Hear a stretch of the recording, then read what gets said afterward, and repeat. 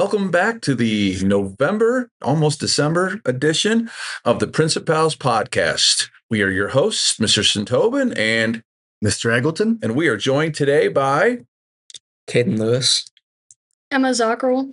Caden and Emma. Emma, welcome to the podcast. We have highlighted so many different wonderful things that have happened here at CL over the course of this podcast. One of the things that we really haven't gotten to yet, though, certainly not intentionally, but we're getting to now is individuals that are involved in the arts. You know, we've had academics, we've had sports, we've had student-run manufacturing, and some of these other groups, and that's why we're so pleased to have you guys with us today to talk a little bit about just the incredible accomplishments. You know, I was just saying earlier today how blessed we are at this little tiny school, kind of out here in the middle of nowhere, and yet we have people who are doing things at the state and national level that just just put us heads and tails above the rest. And so we appreciate you guys being with us. So to get things rolling, we're going to do what we always do. We're going to start with just kind of some silly questions to get the dialogue going. I'll start, and we'll kind of go back and forth. The questions are right here. What's something small that's made your week better recently? Doesn't have to be this week, could be last week, could be whatever. Something small that somebody's done made your week better. Oh, that somebody else has done? Yeah, or that you've done. I guess I got invited to spend the weekend with my sister and go ice skating and watching movies and all that. So I'm looking forward to that. Fantastic. Love ice skating. my dog's getting a haircut. I love it. I love it. What's a song that you think everyone should know? Fancy Footwork by Chromeo. Okay. Probably A Room Full of Mirrors by Jimi Hendrix. Nice. You know, it's funny. We walked in here today, and I looked at our backdrop, and I wondered if intentionally Lion Media hadn't chosen this because it reminds me of a very old album from Pink Floyd, Another Brick in the Wall. Are you guys familiar with that? Mm-hmm. We Don't Need No Education, right? Yeah. And I thought that, I'm like, I wonder if they did that for the Principals podcast on purpose. So if you could add one class or club here at the school, what would it be? Probably something to do with theater, probably getting that back in, or just music in general. Good. Well, probably like a photography class, like a strictly photography. Good. Would be pretty cool. All right. Yeah. Old school black and white photos, with the old Nikon camera, maybe. Develop your own film. Yeah, with the dark room. I did that. That was a cool. I took it in college, actually. It was a great class. What advice would you give a new student coming to the high school? Always take free time to do your homework and study and make Quizlets. I know that being an A student, you really have to sacrifice some things, especially time with friends or whatever, but it's all worth it, I swear. Probably be like super organized, because like you can get very disorganized in high school. Yeah, great.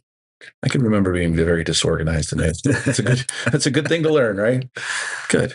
So let's get into why we're here. A lot of people don't know this, and maybe a lot of people do. You two are both very accomplished in your given skill set. Emma is an artist. All right, Caden is a pianist. Tell us a little bit about Emma and Caden, both, whoever wants to go first. How did you get started? Actually, let's start. What are some of your accomplishments you've had so far? Because you both have many, I know. So, well, I've won many art competitions throughout the recent years. I've won the Congressional Art Competition twice. I just recently got an honorable mention out of 4 for the Slippery Rock art competition. And then I won last year. And just like ALF shows and all of that. I've made many connections with a bunch of well-known artists. So I'm working on networking and I've made T-shirts. I've made our yearbook covers for a little bit. Many other commissions. That's mostly my big things that I've done. Yeah, I know we were walking through the halls of actually from going from the Capitol building to one of the other offices where the senators and the representatives in DC have their office, and the hallway they take. And we actually came across one of Emma's paintings right in Washington DC for that congressional award, and just unbelievable. You wouldn't think a young lady in a small school like Clarion Limestone in Strattonville, Pennsylvania would be so accomplished and have her work displayed in Washington, D.C. That's awesome. So, Caden? In the spring, I won the PFMC state competition for piano, and I won 4 or 5 awards there for my performances. I've won in the past, like 2 years before that, and I've just been just playing. Yeah. So we celebrate state championships all the time, and like it's so rare. Like you think about it in athletics, but you don't think about having a state champion pianist right in our own hallways, and just awesome. So yeah, and that's something that we truly want to celebrate with you, and we're proud to have somebody like the both of you here at our school. Tell us a little bit about like how does that get started for you? Like when did you first know that you were going to be a piano player? Even at the very beginning, when did you first realize that you had this talent for for drawing and painting and for the arts? Like how does that start? Well, I've always been an artistic child. And really, it was my sisters also being that way that kind of inspired me to be more like them. And then, of course, the art teachers here. And then recently with oil paintings, it was really like almost 2 years ago, I met Carl Jacobson, a local oil painter, and I just randomly took up oil painting lessons with him privately. And it really just brought me here. Like he really just taught me everything with how to use that. And of course I knew other stuff beforehand, but the introduction was really what made me who I am. Excellent. How about you? Well, when I was 5, I got a drum set. Okay. So that's actually what I started on. And then I took lessons from Nick Seifert, who went to school here. Yeah. And when I was 10, I got a piano for my birthday. Okay. And just kind of picked it up. Piano is not nearly as loud as a drum set. Was that mom and dad's way of like, oh my goodness, we can't handle the drums anymore? Probably. I threatened to get my 2-year-old grandson a drum set this weekend. I'm not sure my daughter was real enthused about that, but we got to find out if he's got talent, right? So you've always loved music then. So how was that transition from drums to piano? And well, drums gave me like a good sense of rhythm and just timing overall for my piano. And the piano, I had to learn like the scales and stuff, but mostly the drums gave me good rhythm. So are you able to sit down and just hear something and play by ear, or are you more of a lesson oriented, like having to know the actual technique? Some of both. Okay. That's a good place to be, probably, I would assume. Right. I know when we asked Caden to play at our Veterans Day assembly, Mrs. Colson very last second handed him the music the day before, I think it was, and he jumped on the piano and he just played it like he had been practicing it for months. It was just amazing. That just comes naturally to you. Yeah. That piece, it wasn't terribly hard for me, but yeah. She said it was like giving a 12th grader like first grade level work, pretty much, is how she equated it. So when you're playing at the competitive level for that state championship, what type of music? Who are you playing? What are you playing? Like, what's that? I'm assuming it's a fairly complicated piece. Yeah, for the competition last spring and upcoming this spring, I'm playing a solo piece and a concerto is with my teacher. Okay. but mostly classical composers Okay. like Grieg, Rachmaninoff. I was just thinking Rachmaninoff. I would love to hear that. That'd be fantastic. So some of my favorite, I've had an opportunity over the years to hear different people and go to concerts and just to hear the piano. And I'm just always so impressed. And I'm also a big fan of Billy Joel. I don't know if you're a big fan of Billy Joel. Of course, he's the actual piano man, right? So I love hearing that. How about you? What's your favorite medium, kiddo? What do you really like? If you had to choose one, what's the one you would work in the most? It would probably be oils. Oils? Okay. Yeah. All right. So is that just because what you're into now and that's the latest thing you've picked up? Do you think that'll change? Or are you going to pick up sculpting next? For the longest time, it was watercolors. But I've heard from many people that watercolors are really, really hard to work with. And they are because, if you put a dark color somewhere, you can't really take it up off of or paint over it.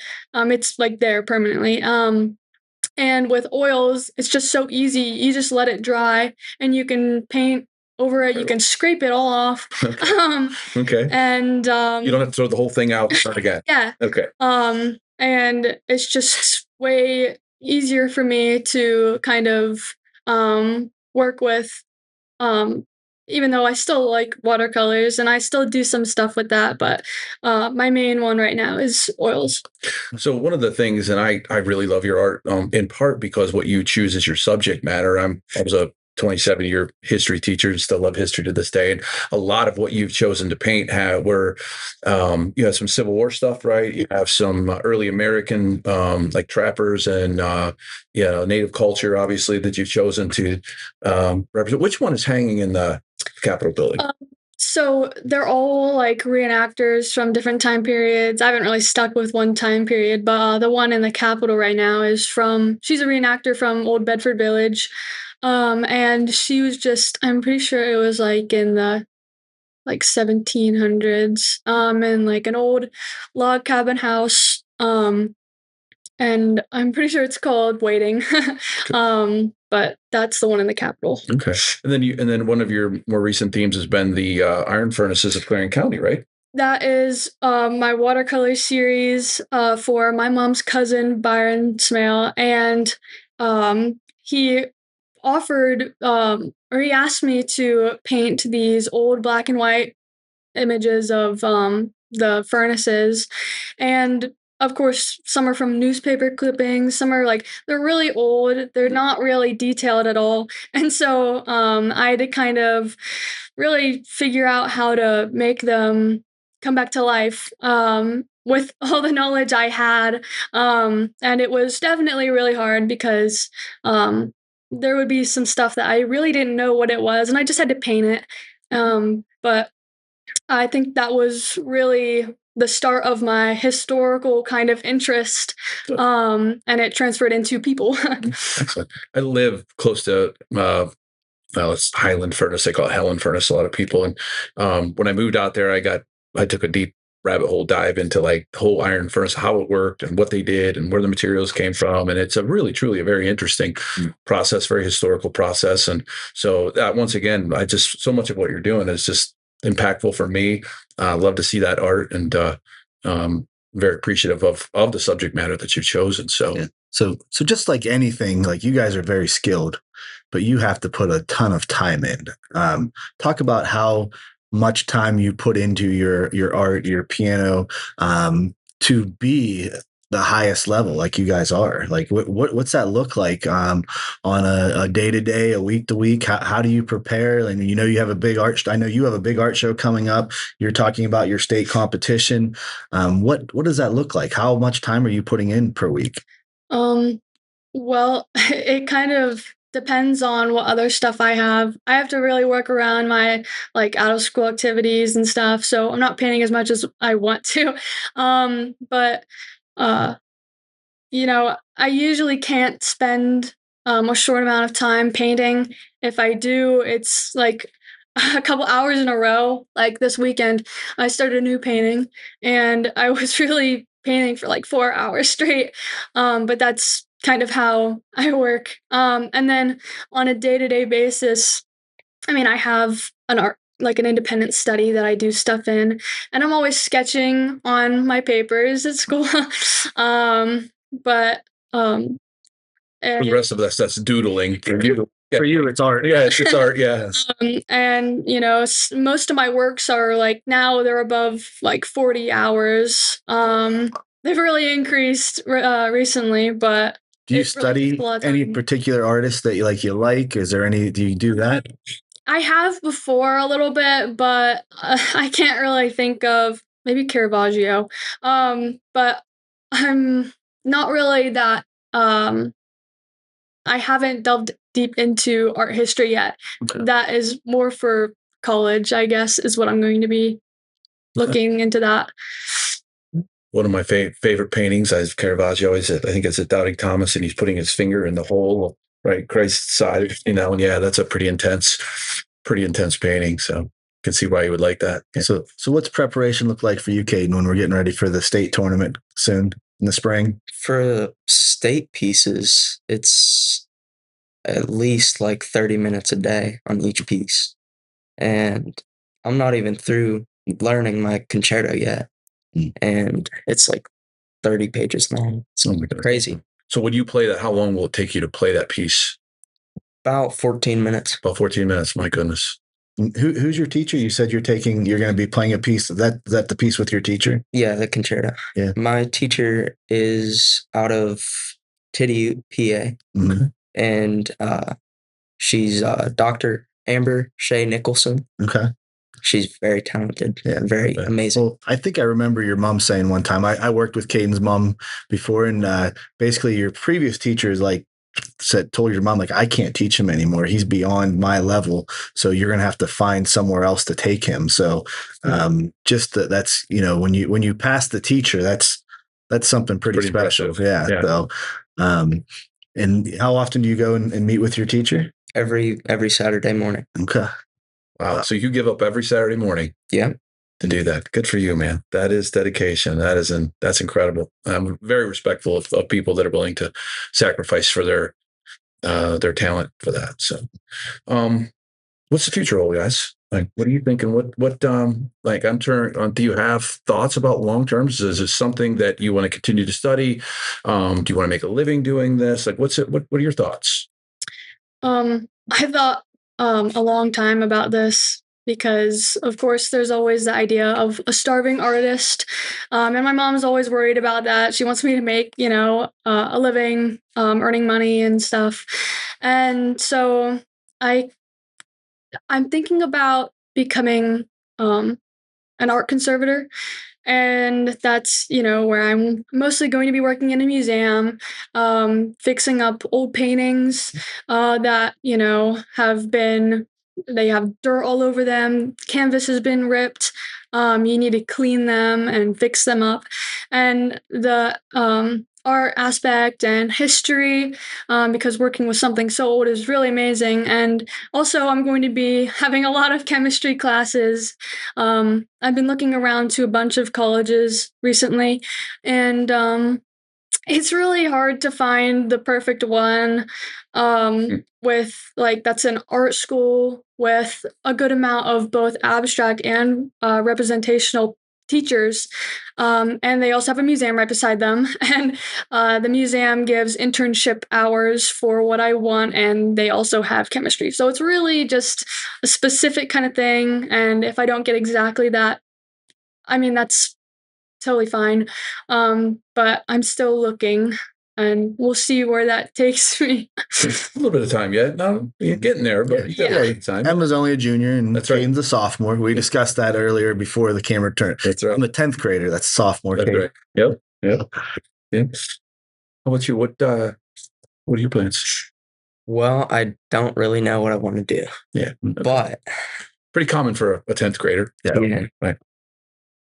Thought about being an engineer for something. Okay. Or an architect. But you foresee piano always being part of your life and playing and doing something with that. And yeah. Good. Big time hobby.